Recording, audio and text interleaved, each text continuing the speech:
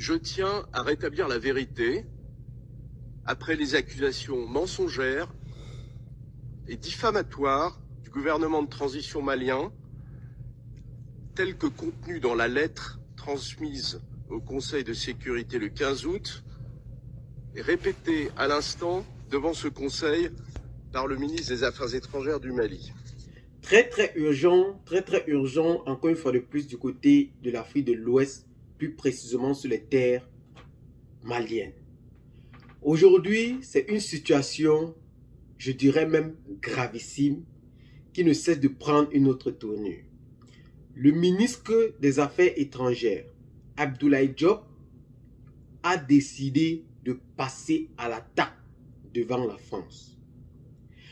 Devant la session de sécurité de l'ONU, ce ministre malien a décidé d'accuser ouvertement la France en voulant donner des preuves. Il a donc dit officiellement qu'il passe à l'attaque et qu'il est prêt à donner des preuves tangibles devant tout le monde entier par rapport aux accusations qu'ils ont accusé la France depuis lors. Je vous amène donc à écouter d'abord attentivement ces déclarations du ministre Abdoulaye Diop et nous revenons pour plus de détails par rapport à ce sujet. Je tiens à rétablir la vérité après les accusations mensongères et diffamatoires du gouvernement de transition malien, telles que contenues dans la lettre transmise au Conseil de sécurité le 15 août et répétée à l'instant devant ce Conseil par le ministre des Affaires étrangères du Mali. Je rappelle que le redéploiement de l'opération Barkhane en dehors du territoire malien s'est achevé le 15 août avec le départ du Mali du dernier soldat français. Le communiqué publié à cette occasion par la présidence de la République française a été transmis aux membres de ce Conseil. Cette manœuvre de redéploiement avait été décidée le 17 février dernier à la suite d'une concertation approfondie avec l'ensemble des partenaires engagés dans la lutte contre le terrorisme au Sahel.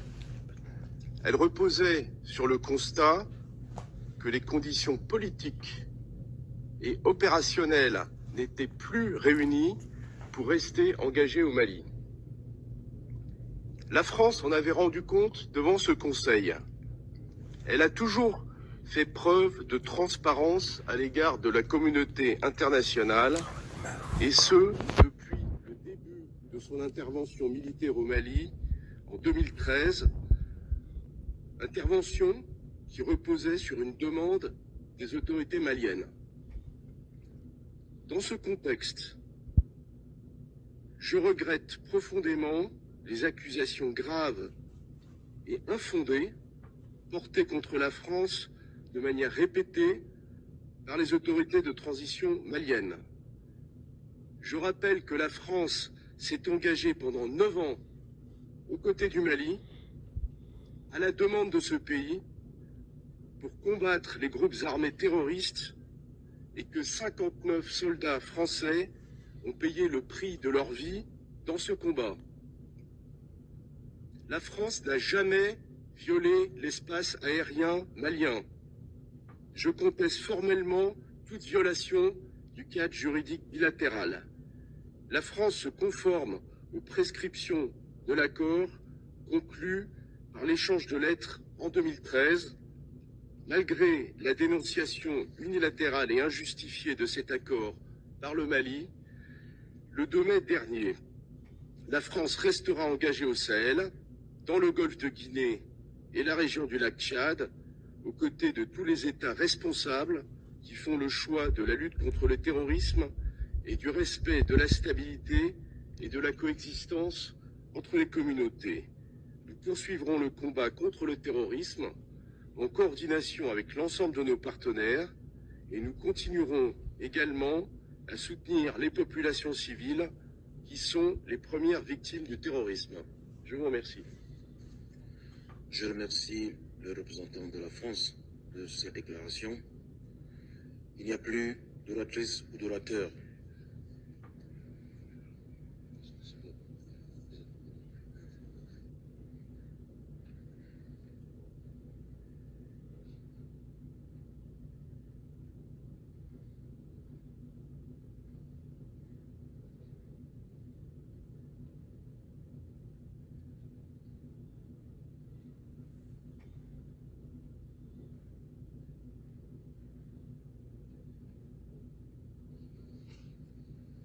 Son Excellence, Monsieur le ministre, Monsieur Abdoulaye Diop, ministre des Affaires étrangères de la coopération internationale du Mali, a demandé la parole pour faire une haute déclaration. Je la lui donne.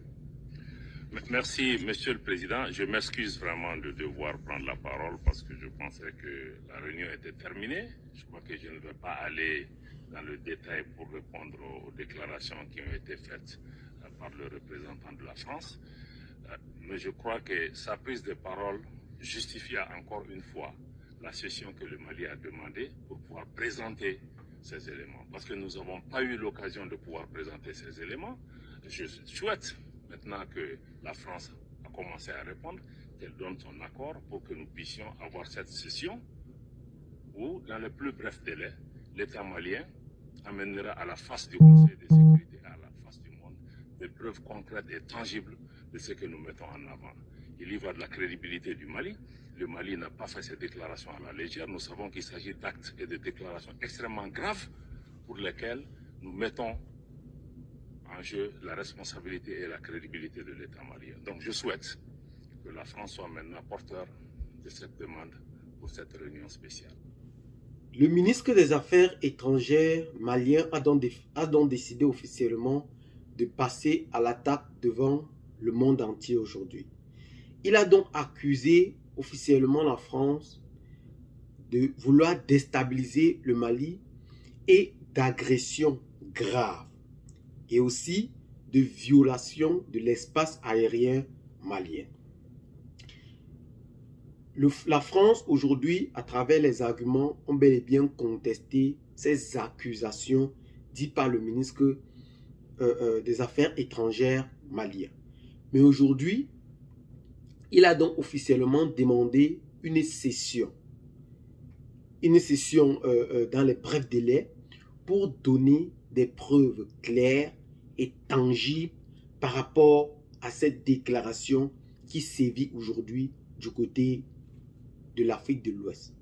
Ils accusent en outre la France d'avoir laissé des armes pour que les criminels qui visent à déstabiliser aujourd'hui le Mali s'empruntent de ces armes afin de l'utiliser à leur propre fin.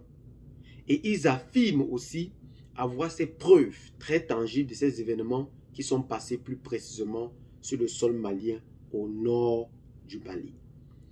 Aujourd'hui, nous pouvons dire en réalité que les pays africains se sont réveillés. Le continent africain n'est plus dupe. L'intellectualisme aujourd'hui du peuple africain est en train d'être mis en avant. Le peuple africain n'a plus peur de s'exprimer comme s'il y avait un couteau planté derrière le dos de tout un chacun pour l'empêcher de dire ce qu'il pense ou d'exposer réellement sa vision de vie. Aujourd'hui, c'est une fierté pour l'Afrique de voir ces personnalités d'État s'exprimer avec une certaine ardeur, avec une certitude à l'intérieur qui dégage en réalité cette confiance aux yeux du monde. Et il a précisé, aujourd'hui, le Mali, en donnant ces accusations, n'ont pas pris à la légère. Ce sont des accusations très graves, voire même gravissimes pour déstabiliser le Mali aujourd'hui. Et ils ont dit ouvertement qu'ils n'ont pas pris ces accusations à la légère, comme aujourd'hui la France est en train de vouloir prendre à la légère.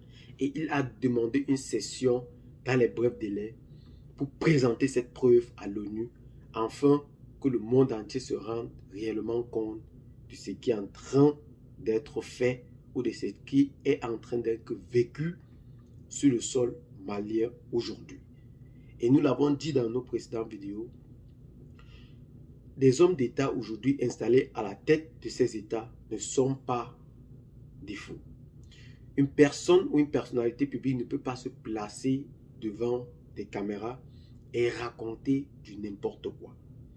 Nous avons vu peut-être le cas du président du Faso, Ibrahim Traoré, aujourd'hui qui s'est mis pour accuser la Côte d'Ivoire de vouloir déstabiliser le Burkina Faso. C'est un homme d'État. Il a des preuves par rapport à ces accusations. Et s'il n'avait pas de preuves, il n'aurait pas affirmé de telles choses, et encore moins en public et devant la population. Donc nous appelons donc ainsi le monde à prendre très au sérieux cette demande du ministre Abdoulaye Diop. Parce que si jamais ceci passe et que ces preuves sont vues aux yeux du monde, je pense qu'il y aura bel et bien un clash très diplomatique entre les deux pays. Ça va encore monter plus tôt ces tensions entre les deux pays. Et je préfère qu'aujourd'hui, nous en restons là. Une rupture entre la diplomatie n'est pas une radicalisation. On peut bien travailler avec eux, avec la France encore demain. Et ce qu'on veut faire aujourd'hui vise à déstabiliser directement les relations entre ces deux pays. Et ce qui n'est pas bon pour une diplomatie entre deux pays. Car la paix est toujours préférable qu'à la guerre.